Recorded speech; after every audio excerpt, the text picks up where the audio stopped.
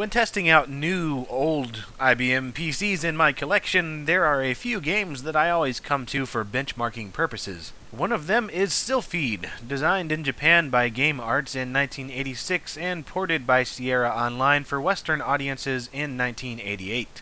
As stated on the relentlessly radical box art, it's from the same designers as the game Thexter, which was the first huge Japanese hit by Game Arts for Sierra in 1987. Like Thexter, Sylpheed is a sci-fi action shooter that was originally developed on the NEC PC-8801 Japanese home computer, and soon made its way into other Japanese home machines like the Fujitsu FM7. But after the widespread success of Thexter, Sierra seriously started looking at other games in Game Arts' catalog, and Sylpheed was soon ported to the Apple IIgs, TRS-80 color computer, and the focus of this review, IBM PC-compatible PCs running MS-DOS. Besides the fact that the game is actually pretty fun, there were two really big selling points for it. One was the fact that it had 9 original musical compositions for a variety of different sound devices. This was one of the earliest PC games to use music as a selling point. And remember, this was 1988 when PCs weren't exactly known for great sound. Sierra was at the top of their game then, and it was games like Sylpheed which really helped push the PC sound card revolution.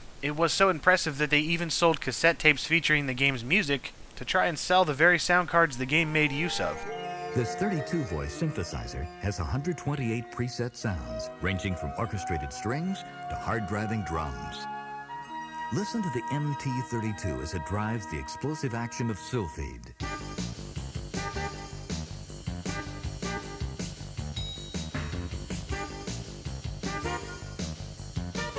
The second big deal was the graphics. They looked great already, but they also used 3D polygons for much of the gameplay. Strangely, this fact is not made a big deal of on the box. In fact, there are only a couple of screenshots of static screens. Just judging by these, you might think it's a space exploration game of some kind, but that is most definitely not the case. Nope, according to the manual, this is one of those games where it is the distant future. Humanity is going to be destroyed unless you, and only you, do something ridiculously awesome and awesomely ridiculous with some unfinished prototype of a new ridiculous-awesome spaceship. And the story is riddled with names and designations that are impossible to pronounce because they're alien. Yes, even though the plot may as well be non-existent, you will absolutely still need to look at the manual in order to play the game. That's because it has Sierra's patented manual lookup copy protection scheme, this time by identifying enemy spacecraft whenever you start the game. There's also lots of information regarding the game's levels, power-ups, and even details on many of the spaceships, so it's still a good thing to have even if you crack the copy protection.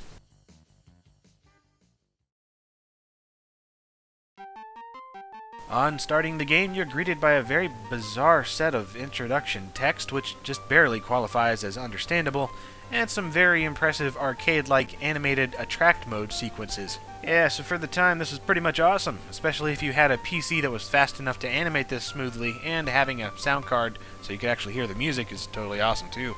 As the game's music is really impressive on everything from the Game Blaster to the ad-lib to, of course, the MT32.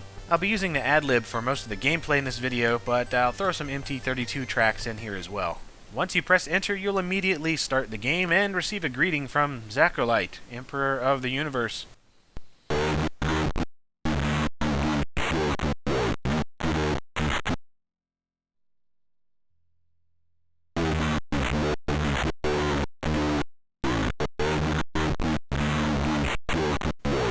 Admittedly not the best digitized speech I've ever heard, especially since it comes through the PC speaker. In fact, an audiophile might be satisfied with the local drive-thru in comparison to this, but maybe it's supposed to sound alien and garbled.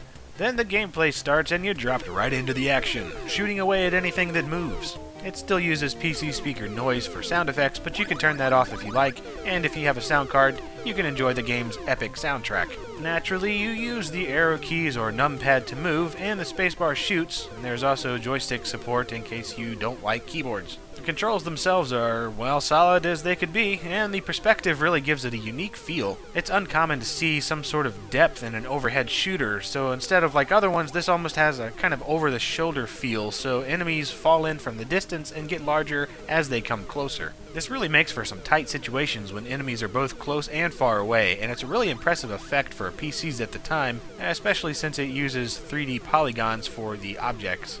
Otherwise, it's pretty standard fare.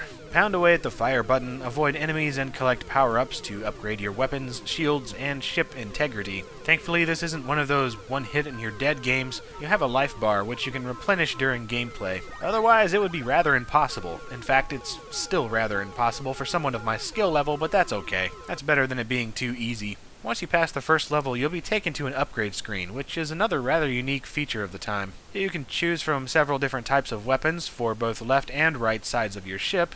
Then it's on to the next level to do it all over again. The levels do follow a sequential order, so you'll be able to memorize things in order to advance your game. And there are 4 different level types: space, above planets, in fortress, and cartoon cutscenes followed by asteroids, each with different scenery, hazards, and power-up options. There are 20 levels in all, and you'll be hard-pressed to actually see them all just because of its ever-increasing difficulty. After about level 5, there is a mad difficulty spike, and it just gets harder from there. Thankfully, you can start back where you died if your game ends, so it's not as absurd as many shooters I've played.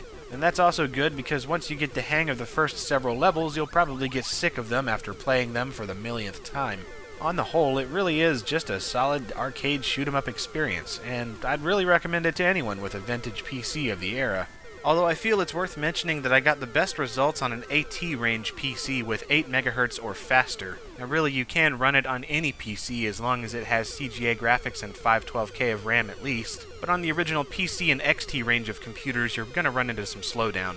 Now, how it compares to the original NEC version, I don't know. I've never played that one, but judging by the screenshots and YouTube videos, it seems to be pretty close. I do know that the DOS and 2GS versions are awesome, and even the Coco port seems to be pretty decent, although with the expected limitations due to hardware. There was also a Sega CD game under the same name of Sylphied in 1993, which, despite having the exact same title and sharing much of the gameplay, is an entirely different game.